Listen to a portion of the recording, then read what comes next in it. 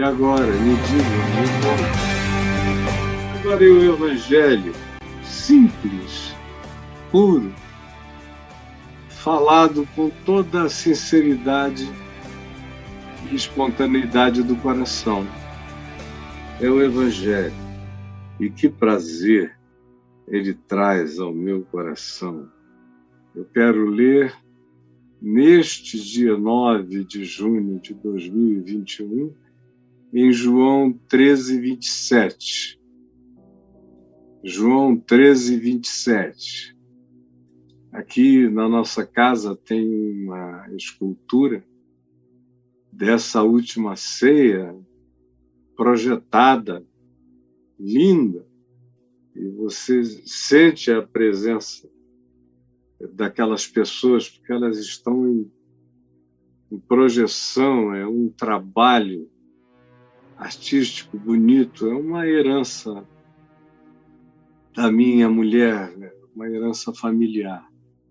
E ele está ali, e todo dia eu leio esse texto.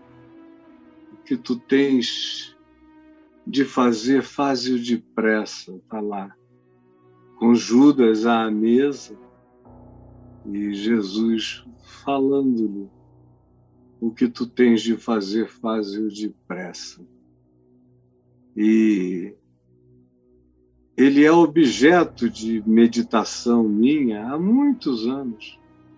E agora, ficando bem na minha frente, num lugar onde eu passo boa parte do dia, toda hora ele me remete para alguma reflexão sobre o que em necessitando ser feito, deva ser feito logo, ou provavelmente a palavra não seja necessitando, é um imperativo.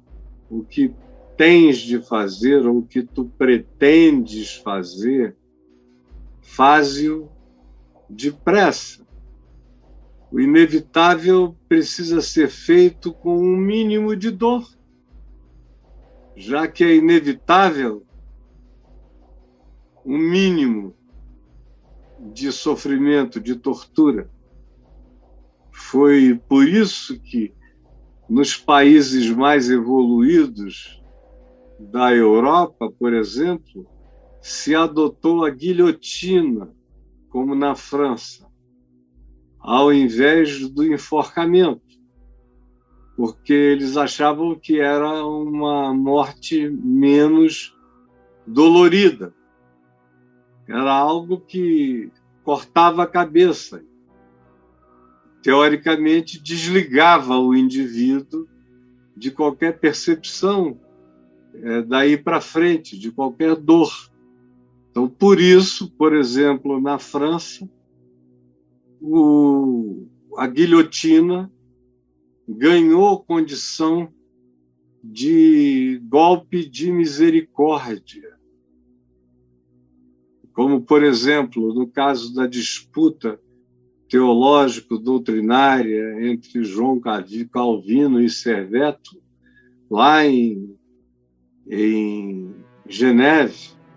Genebra, e a cidade julgando, e naquele tempo se julgava a verdade de um discurso, inclusive do discurso religioso ou da fé. Tinha uma comissão de juízes teológicos. E no início dessa reforma protestante, Calvino ensinando as coisas ortodoxas do calvinismo e também as peculiaridades ou idiosincrasias do calvinismo. E o outro afirmando justamente o oposto. E aí ficou tão difícil a situação que se criou esse duelo teológico. E uma vez tendo Calvino vencido o duelo, já que o que aconteceria com quem perdesse é que seria morto, o resultado daquela manifestação de publicidade da crença e da doutrina, julgada como se tivesse uma objetividade fática, e o resultado final poderia ser a pena de morte, nesse caso já estava estabelecido que seria, e quando o Calvino foi tido como vencedor e o seu opositor iria para a forca, ele disse: não, a forca não, já que ele vai morrer, que ele morra na guilhotina, porque vai ser uma morte mais misericordiosa. Porque o inevitável precisa ser feito com o mínimo de dor. E era o que Jesus estava dizendo a Judas: olha, a gente lê em Lucas que o coração de Judas estava determinado. Tendo determinado isso no coração, foi conversar com as autoridades do templo em como faria para entregar a Jesus, foi conspirar. Criaram senhas, criaram uma estratégia e criaram um dia D, uma hora H. Pois bem, então, Jesus, sabendo de tudo isto, diz a Judas, e vendo a perturbação de Judas, porque Judas estava muito, muito, muito perturbado, angustiado. Ele estava revelando agora o pior dele, na presença da luz, da verdade, do Evangelho, de Cristo Jesus. O melhor de nós, tanto quanto o pior de nós, pode se manifestar. E aqui, nesse caso, há uma tendência pré-determinada. Como também existe uma vinculação entre esse ato de Judas, esse ato de traição, e uma predeterminação profética na Escritura. Ai daquele por intermédio de quem essas coisas acontecerão. Ai daquele que viver para cumprir essa Escritura. Não é uma boa coisa. Essa é uma advertência pública também de Jesus.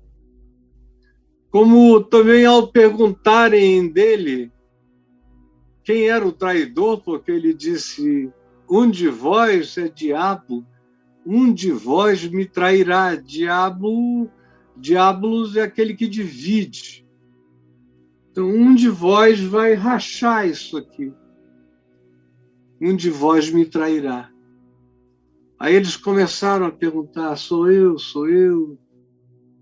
E sempre aquela piadinha do porventura sou eu, vem à minha cabeça. Então, sou eu, sou eu, sou eu, quem é? Aí Jesus disse: é aquele a quem eu der um pedaço do pão molhado. Aí ele pegou do grande pão, rasgou, mergulhou no vinho e deu a Judas. E todo mundo vendo. Mas, aparentemente, ninguém entendeu nada, nem ninguém. Pensaram que Jesus estava mandando Judas sair, fazer alguma coisa, porque logo a seguir Jesus disse: a Judas, o que tens de fazer, faze depressa.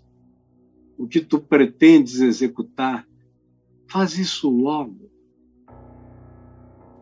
Porque a tua dor é enorme. A tua miséria é imensa. Ao dizer isso para um indivíduo que iria cometer um ato horroroso, Jesus estava manifestando misericórdia. Não era pressa para condenar, era pressa para aliviar a miséria do traidor. Tu estás sofrendo angústias horríveis. Olha aqui o pão. E quando ele comeu do pão, o texto diz, e entrou nele Satanás. Então Jesus lhe diz, o que pretendes fazer?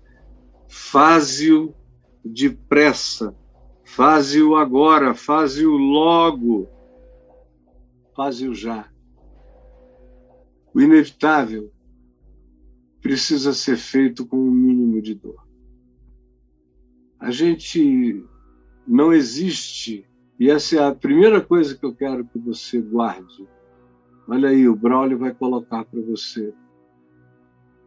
A razão de que o inevitável precisa ser feito com o mínimo de dor é porque, por ser inevitável, em geral, é algo que já vem carregado da urgência, dos sofrimentos, dos erros, dos pecados, das angústias. Porque a existência nos põe num mundo, não nos põe num mundo ideal. O Evangelho não nos coloca no Gênesis antes de que se tivesse comido a árvore do fruto da árvore do conhecimento do bem e do mal. Não.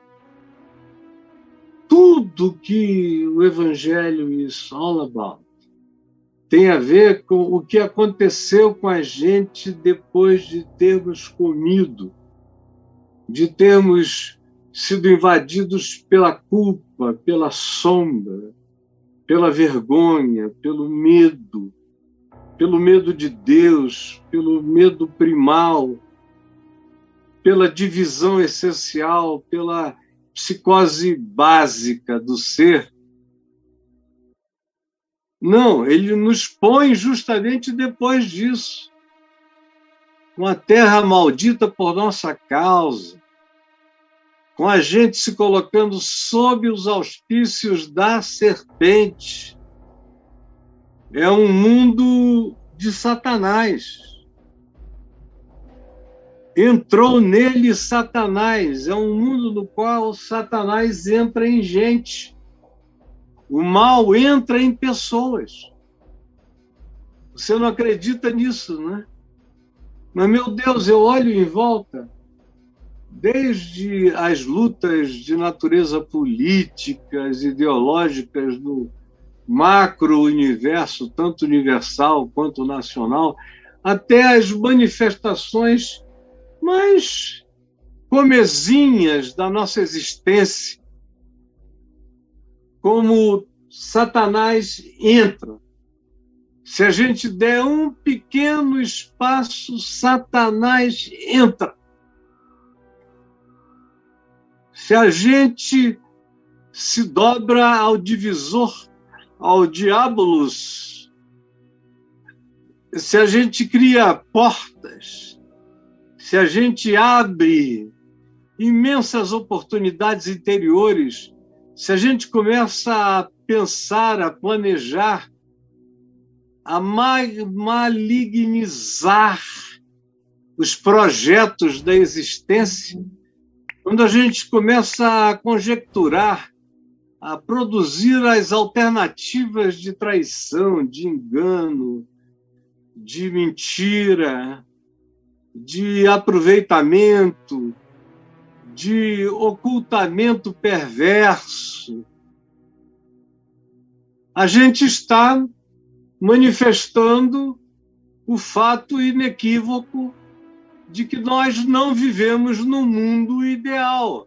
Nós vivemos num mundo onde nascem, como diz Gênesis 3, cardos e abrolhos, aonde até o amor dá à luz com dor de parto, aonde ganhar o pão é com suor no rosto, e aonde a terra se torna muitas vezes inóspita, inóspita e perversa em relação à necessidade da sobrevivência.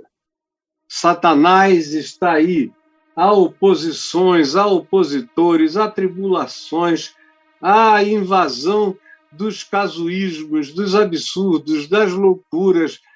Há tudo isso, porque a existência não nos põe no mundo ideal. E o Evangelho nos apresenta um mundo real. E está dizendo para você, olha, Satanás entra em gente. Satanás entra em gente. Gente que conhece Jesus. Gente que senta na mesa de Jesus. Gente que foi batizada e que batizou em nome de Jesus. Gente que pregou, gente que expulsou demônios, gente que curou doentes. Satanás entra também em gente assim. Basta que o coração comece a trair o Evangelho. Trair consciente e lucidamente a palavra. Basta que o coração comece a se inclinar para poderes, como, por exemplo, o poder do dinheiro, como era o caso de Judas, ou o poder de ser incluído entre os da academia, da religião, no Sinédrio de Israel. Ele queria poder. Ele queria ser projetado para um outro nível, ele queria ser o cara que acabou com o maior subversivo da história do judaísmo inteiro, até o dia de hoje. Era isso que ele queria. E abriu a brecha. Quando a gente começa a dizer que os fins justificam os meios, e a gente cultua os nossos caprichos, Satanás entra na gente. E aí é melhor que acabe logo. É melhor que ninguém fique torturando ninguém. Quando alguém virou diabo, como é que vai haver comunhão? Como é que ele vai se assentar aí? Como é que ele vai ter isenção de inocência relativa, porém verdadeira e sincera no coração, andando com Jesus? Como é que ele vai? E porque a existência não nos põe no mundo ideal, a gente tem que abrir o olho, porque Satanás quer um lugar de habitação na gente. Quis em Judas, quer em ti, deseja em qualquer um. Segundo lugar, aquilo que é inevitável precisa ser feito logo, porque é menos mal o mal que não se prolonga. É menos mal o mal que não se prolonga. Como eu já disse no início, é melhor guilhotina do que forca. O que é menos mal, é menos mal.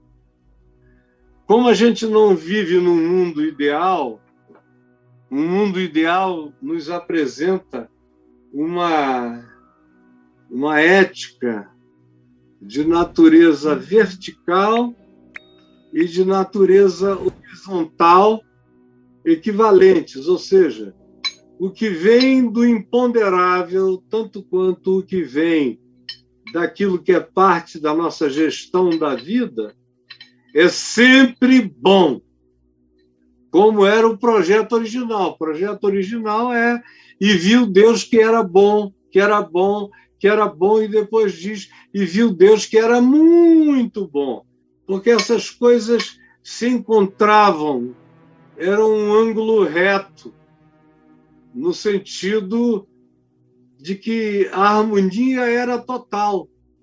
O que vinha do céu se espalhava na terra. Agora não.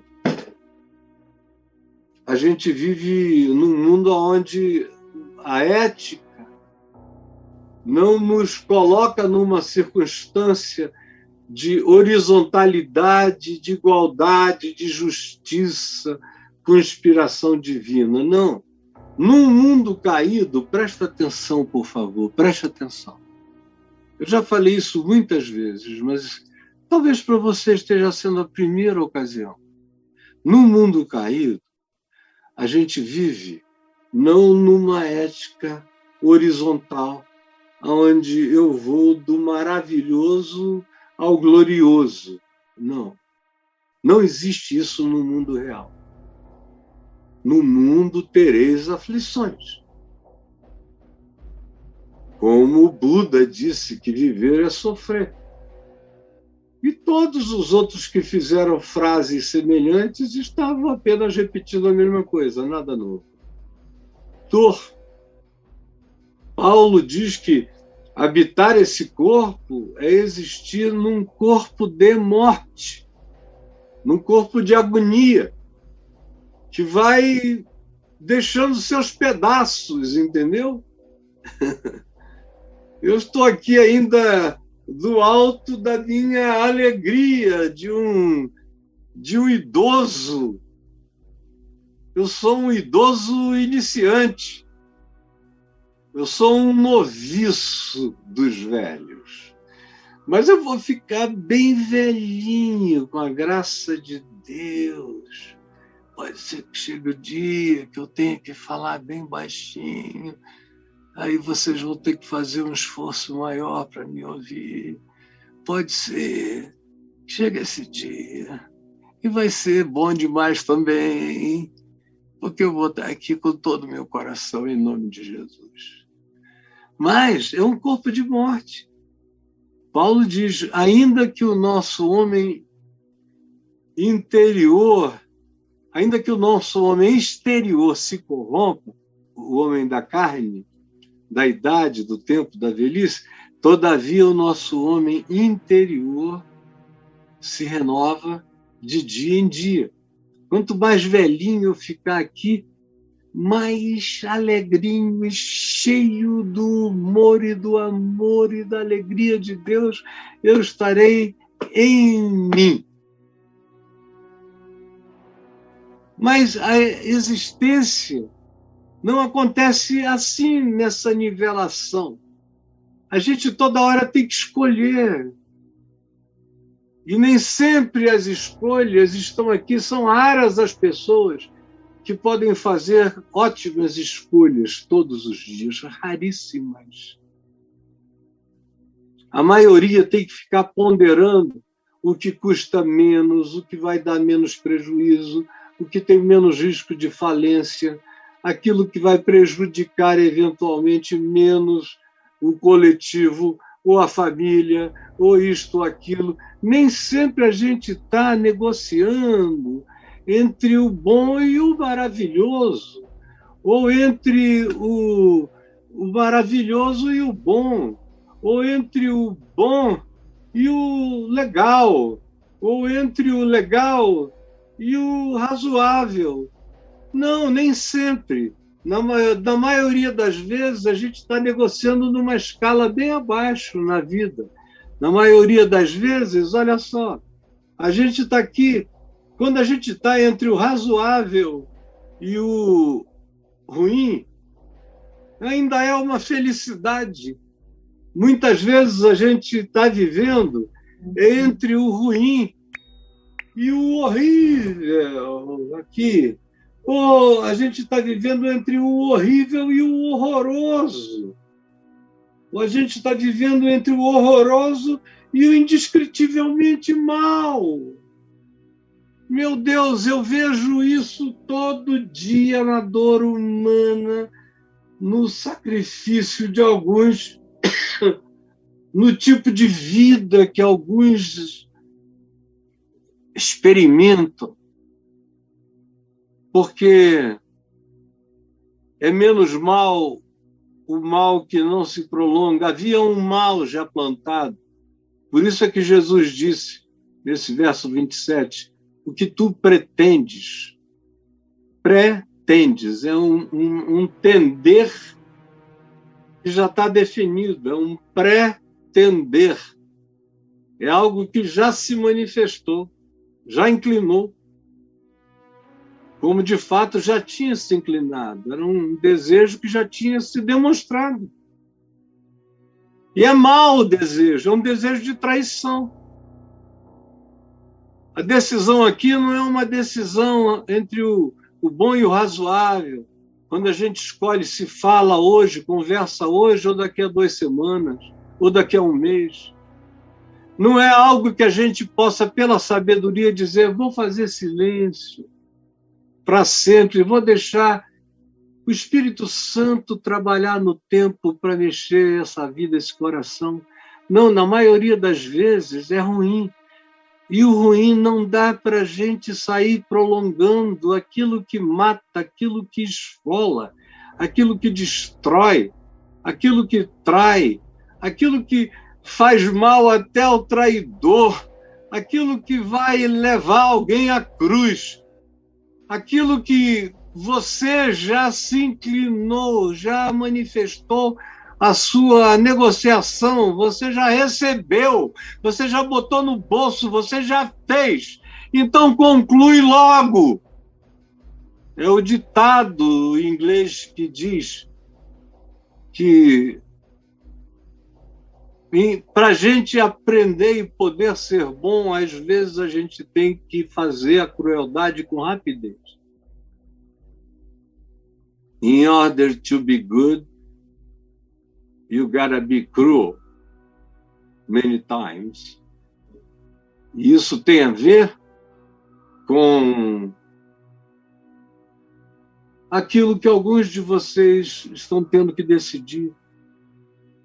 Esses dias todos, às vezes, a gente fica ouvindo pessoas que estão vivendo no inferno, numa situação horrorosa, há anos e anos e anos e anos, postergando aflições, engolindo angústias, fertilizando a existência dos filhos com dramas, lágrimas e torturas emocionais, apanhando do marido, ameaçando matar, fazendo BO.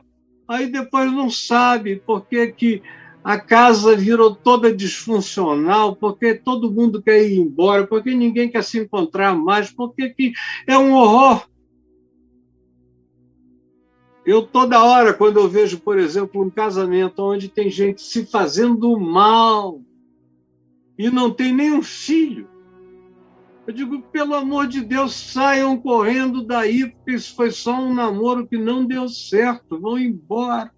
Acabem com essa história, vocês podem fazer menos mal um ao outro. Então, se é uma coisa que já está definida, que dali não vai sair nenhum bem possível, então acabe logo com isso. Acabe logo com isso. Por causa de uma terceira coisa que eu quero que você pense e medite nela agora. Porque aquele que sabe o bem, conforme está manifesto no verso 26, olha só, respondeu Jesus a João, que perguntou: quem é o traidor? Jesus disse: é aquele a quem eu der o pedaço de pão molhado. Tomou, pois, um pedaço de pão e, tendo-o molhado, deu-o a Judas. E após Judas comer esse bocado, se diz, entrou nele Satanás. Porque aquele que sabe o bem, aquele que é admoestado pela boca do Espírito Santo, sabendo bem a si mesmo, decide praticar o mal, se torna diabo na minha hora. O caminho mais curto para virar diabo é, sabendo do bem, escolher fazer o mal, fazer errado, sabendo do bem. E toda hora eu vejo cristãos me dizendo o seguinte: sabe, Caio, com a minha mente eu entendo que o que você está dizendo é verdade, mas com o meu coração não consigo praticar, Por exemplo, eu não consigo perdoar, eu tenho que chocar uma raiva. Semanas, meses, alguns precisam de anos. E tem aqueles que dizem, desculpa, Caio, Jesus disse isso, né? Mas eu não alcanço. E mesmo que eu quisesse alcançar, mesmo que eu pretendesse, existe uma coisa mais forte em mim, que é uma vontade de não alcançar. Eu quero não perdoar, como eu já ouvi algumas vezes na vida. Eu quero não perdoar. E eu digo, olha, você está abrindo a porta para uma coisa horrorosa. Não faço, não. Isso é o caminho para a entrada daquilo que esquizofreniza. É o diabolos, é o divisor, que racha a gente, que bota a gente em conflito, que arranca e mata a paz, e nos coloca num estado de degladiamento ininterrupto e de sofrimento e de presença indescritível, porque a gente sabe quem o outro é, a ponto de dizer eu traí, eu pequei contra o sangue inocente. Ele sabia, mas decidiu fazer de outro modo. E isso é o pior que existe, porque a origem arquetípica de Satanás, para eu não falar em nada além disso, porque eu não me sinto autorizado do ponto de vista teológico, escatológico, entrar numa pretensa descrição do Gênesis do diabo, mas do ponto de vista arquetípico, o ser, a criatura de glória, de luz, o anjo de luz, vira o adversário de todo o bem, porque ele sabia e conhecia o bem absoluto, a luz absoluta, mas escolheu tentar dividir a glória de Deus e ficar com a parte de cima. Ele ia mandar a Deus para a garagem. Como nós humanos fazemos, e às vezes temos a sórdida pretensão de dizer a gente não está precisando de Deus para resolver nenhum problema. Nós somos uma era pós-Deus, eu ouço. Você também. E aí a gente olha em volta e vê que, apesar de toda a tecnologia maravilhosa, a sociedade piora. Os humanos pioram, as casas adoecem, as famílias enfermam, as almas surtam, as pessoas estão cada vez mais frágeis e loucas, e com explosões cada vez mais descontroladas, e com um poder enorme de serem subjugadas pela resposta que não queriam dar, mas eclode, brota. E aí aquela coisa adversária de nós mesmos começa a se apresentar, que divide o que nós mesmos cremos e somos, se manifesta. E, como eu disse, eu só estou falando de uma figura arquetípica. Mas é a dimensão arquetipicamente psicológica mais devastadora que pode nos habitar. Quanto mais consciência a gente tem e menos a gente se coloca à disposição voluntária da obediência, mais chance o coração tem de ficar conturbado pelo que é adversário da nossa vocação na luz, na graça, na verdade e na paz. Parece que o que eu estou dizendo é algo tão difícil. É difícil, mas não é inalcançável. E aí a gente começa quando a gente descobre que é possível. Não ter mais pressa de fazer nada porque a gente não vai ter que correr para fazer um mal menor. Porque não existe mal menor que nós venhamos a escolher. A gente preferirá se entregar até à morte do que escolher um mal menor. Quando o coração está cativo do Evangelho. Porque aquele que sabe do bem e pratica o mal, abre a porta para que aquilo que é adversário do Evangelho e de Cristo entre em você, divida você, e a partir de você rache o mundo, o seu mundo. Então, não fique postergando. Se você consegue evitar, evite. E olha, deixa eu te dizer, Judas poderia ter evitado. Jesus deu chance a ele o tempo todo. Soube e deixou o cara participar de tudo, assistir tudo, sentar na mesa, ouvir, ser objeto de um sinal prático, dizendo é este. Vai virar diabo. Eu estou dando pão, mas ele poderia dizer, eu não quero esse pão, eu quero o pão da comunhão e do perdão. Não. Ele comeu o pão da maldição. Ele consagrou-se à escuridade, sabendo bem e optando pela prática do mal, se tornando um diabo cada vez mais lúcido. E a gente está aqui para abrir o olho hoje, porque se você pode evitar, Judas poderia. Poderia ter dito, eu quero de outro pão. Poderia ter dito, eu te traí, eu quero voltar atrás. Você acha que não poderia? Que ele estava fadado a ser um desgraçado?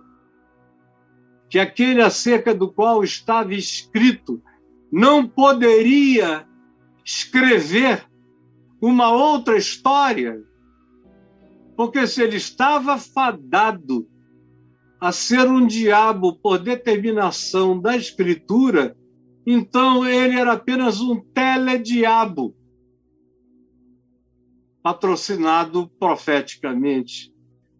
Ele tinha escolha, todo mundo pode frustrar a profecia, porque a profecia quer ser frustrada. A profecia quer ser frustrada. A profecia quer que eu defina, que eu mude a tendência, a propensão. A profecia é falar daquele pão foi dado para não ser comido. E ele disse o que tem de fazer, faze-o depressa, dando a chance de que, quem sabe, aquele cara mudasse de opinião, confessasse, pedisse ajuda, pedisse que um ou dois fossem com ele, ele chegasse e devolvesse as moedas. E já ninguém mais soubesse onde Jesus estava. E se ele tivesse que ser preso ou justiçado por aquilo que fosse, a história teria sido uma outra.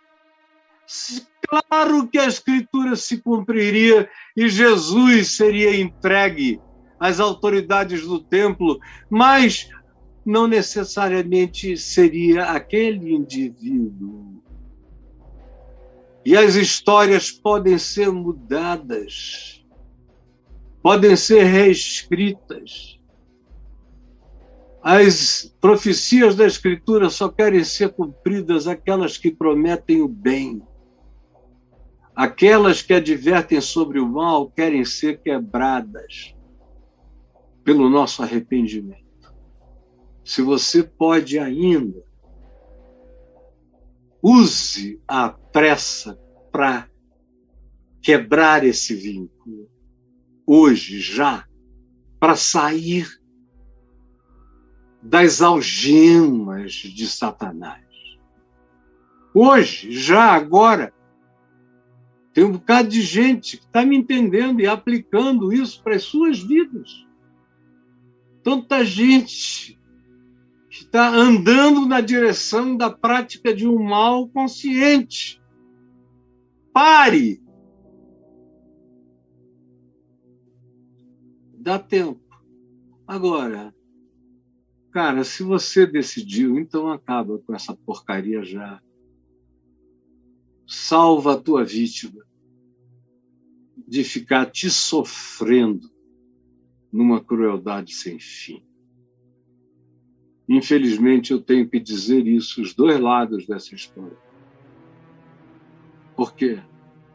Porque Deus não nos revela que a existência seja um ambiente sem dor, sem contradição.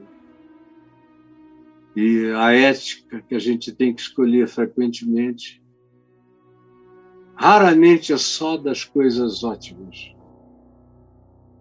Muitas vezes a gente consegue escolher coisas boas. E aqui e ali tem que fazer uma escolha um pouco inferior. Mas também tem gente que parece que decidiu que a existência tem que acontecer entre o péssimo e o horroroso. E o pior, tem gente que fica nisso para sempre. Acaba com isso hoje. Se pode ser mudado, muda. Se não pode ser mudado, acaba isso hoje. Jesus, que todo mundo tenha entendido essa palavra difícil, porém verdadeira, inescapavelmente verdadeira. É o que eu te peço que o Espírito Santo faça agora. Em nome de Jesus. Amém e amém.